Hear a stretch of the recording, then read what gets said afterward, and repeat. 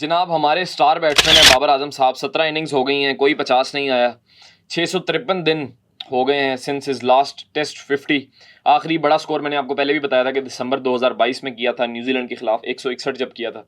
उसके बाद से जो हाईएस्ट स्कोर है बाबर आजम का वो 41 है, जो कि मेलबर्न में किया था ऑस्ट्रेलिया के खिलाफ। और अब 17 इनिंग्स हो गई हैं। एक पैटर्न है बाबर आजम के आउट होने का, दो पैटर्न है बल्कि। एक पैटर्न ये है कि वो आते हैं, वो सेट होते हैं, वो 15 20 25 30 स्कोर करते हैं और आउट हो जाते हैं। आउट कैसे होते हैं? मोस्टली जो वो आउट हो रहे हैं उनको एक बॉल किया जाता है आउटसाइड द ऑफ स्टंप, या वो स्लिप लगवा लेते हैं, या वो एलबीडब्ल्यू हो जाते हैं। ये वो दो पैटर्न है जिससे बाबर आजम आउट हो रहे हैं।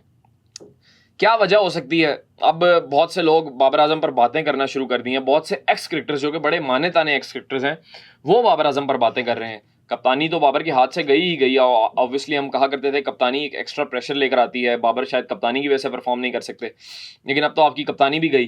टेस्ट में तो आप पहले से कप्तानी छोड़ चुके थे, फिर आपने क्यों नहीं परफॉर्म किया? पिछले तकरीबन 8-9 टेस्ट मैचेस हो चुके हैं जिसमें बाबर आजम परफॉर्म नहीं कर सके।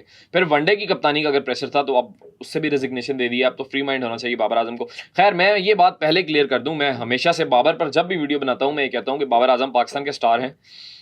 मैं तो बिल्कुल कुछ नहीं होता कि बाबर आजम पर बात करूं। हम सिर्फ अपनी एनालिसिस देते हैं कि यार यहाँ चीज़ें बेहतर हो सकती हैं और यहाँ नहीं बेहतर हो सकती। तो बाबर आजम के बारे में मैं उनको टेक्निकलिटी तो नहीं बता सकता कि वो यहाँ गलती कर रहे हैं। मैं बहुत सी वीडियोस कल देखी बाबर आजम जब से आउट हुए, तो बड़े लोगों ने ये मंजन बेचना शुरू कर दिया ना कि यार Babar Azam outside the off stump सही नहीं खेलते, या एलबीडब्ल्यू हो रहे हैं, उनका पाँव टेढ़ा है, या फेस उनका इस तरह है। तो ये टेक्निकलिटीज तो हम उनको नहीं बता सकते। Obviously he is a star of Pakistan.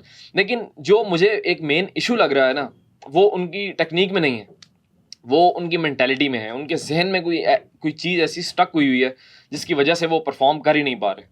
वो स्टार्ट लेते हैं और जहाँ पर जब आप 30-35 पे पहुंच जाते हो, यहाँ आपको ज़्यादा कंसंट्रेशन की एज अ बैट्समैन आपको ज़्यादा कंसंट्रेट करने की ज़रूरत होती है कि यार अब मैंने स्टार्ट ले रही है, अब मैंने इसको बड़ा लेकर जाना है, मैंने लंबी इनिंग्स खेलनी है। वहाँ पर बाबर आजम लैग करें, इट मीन्स कोई मेंटल इशू है उनके साथ। अभी पिछले दिनों आपने देखा कि जहीर अब्बास साहब, जो कि एशियन ब्रेडमैन जिन्हें कहा जाता है, उन्होंने कहा कि बाबर आजम अगर परफॉर्म नहीं कर रहा तो उसको टीम से निकाल दो। As simple as it is कि अगर बाबर आजम आपकी टीम के सबसे बड़े प्लेयर हैं, वो बड़े प्लेयर इसीलिए थे ना कि वो रन्स करते थे। तो अगर वो रन्स नहीं कर रहे तो हमने ऐसे बड़े प्लेयर का क्या करना है? उनको टीम से निकाल दो आप। ये जहीर अब्बास साहब ने कहा। जहीर अब्बास साहब कोई आम बंदा है, इन्हें अगर कहा होता ना तो हम कहते कि यार, लोग पढ़ भी जाते उसको कि यार आप कौन होते हो कहने वाले, आपको क्या पता, बाबर आजम पाकिस्तान का बहुत बड़ा बैट्समैन है, उसने बड़ा सर्व किया है पाकिस्तान को। लेकिन जहीर अब्बास साहब एशियन ब्रेडमैन उन्हें कहा जाता है, उन्होंने कहा कि आपने बाबर आजम को अगर बड़ा बनाया हुआ है तो किस बेस पे बनाया हुआ है? उनके रन्स की बेस पे। वो पाकिस्तान टीम में क्यों उनका इतना नाम है या दुनिया में क्यों नाम है? उनके रन्स करने की वजह से। अगर वो रन्स नहीं कर रहे तो उठा के बाहर फेंको। हमें नहीं जरूरत ऐसे बैट्समैन की जो रन्स ही नहीं कर रहा। लेकिन यहाँ बाबर आजम के साथ मसला है क्या?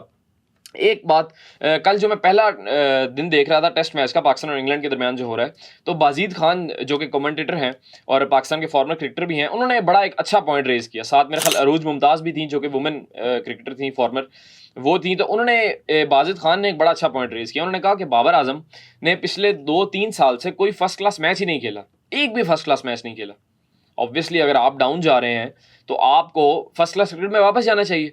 और उन्होंने कहा कि अगर बाबर आजम बार बार इंटरनेशनल क्रिकेट ही खेलते आ रहे हैं, वो तीनों फॉर्मेट पाकिस्तान से खेलते हैं, एक सीरीज़ ख़त्म नहीं होती, वो डोमेस्टिक में जाते नहीं हैं। ठीक है, अगर उनका कॉन्फिडेंस इतना लो है वो डोमेस्टिक में जाएँ, परफॉर्म करें। पहली बात, वो डोमेस्टिक में नहीं जाते, फिर वो बार बार इंटरनेशनल क्रिकेट ही खेली जा रहे हैं पिछले 4-5-6 साल से, या स्पेसिफिकली अगर हम पिछले 2-3 साल से बात करें जिसमें बाबर आजम स्ट्रगल कर रहे हैं, तो वो सिर्फ इंटरनेशनल क्रिकेट ही खेल रहे हैं।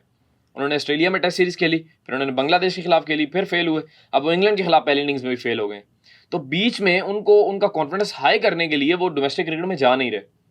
ऑब्वियसली इंटरनेशनल क्रिकेट में अगर आप फंसे हुए हैं तो वहाँ तो हर टीम के पास क्वालिटी बॉलर्स होते हैं, वो आपको एनालाइज कर लेते हैं, टीमों ने एनालिस्ट रखे होते हैं कि ये प्लेयर इस टाइम मेंटली किस सिचुएशन में है और किस एरिया पे फंस रहा है, वो आपको वहीं बॉल करते हैं। जैसा कि कल क्रिस वोक्स ने सेम यही किया। उन्होंने एक ball outside the off stump की, एक दो बॉलें और बाहर की, तीसरी बॉल वो उसी लेंथ से लाइन चेंज करके अंदर ले आए। बाबर का सर इस तरफ गिरा हुआ था, मैं अगेन कहूँगा, मैं टेक्निकलिटीज़ में नहीं जाता, उनको बेहतर पता होगा, लेकिन बाबर का सर गिरा हुआ था और उन्होंने बॉल पैड पे खा ली। ये इसका मसला बाबर की टेक्निक से नहीं है, ये मेंटालिटी से मसला है कि वो उनको एज सच गेम टाइम ही नहीं मिल रहा। और यही बात मैं आपको कहा करता था कि चैंपियंस कप आपने करवा दिया, यहाँ आप अगर 4 डे करवा दें तो ये सारे प्लेयर्स टच में तो होते हैं 5 डे क्रिकेट के, लेकिन आपने चैंपियंस कप पहले करवा दिया।